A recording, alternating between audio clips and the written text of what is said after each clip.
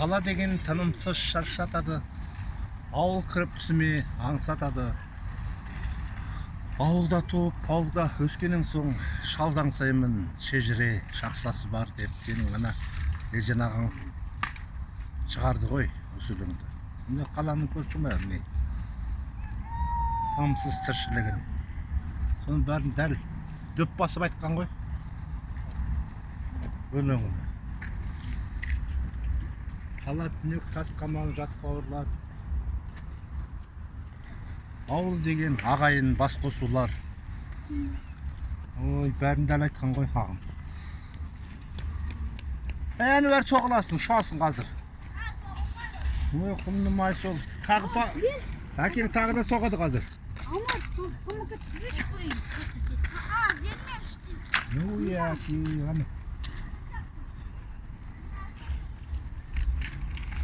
сеті жүрмей жүр, я жақты.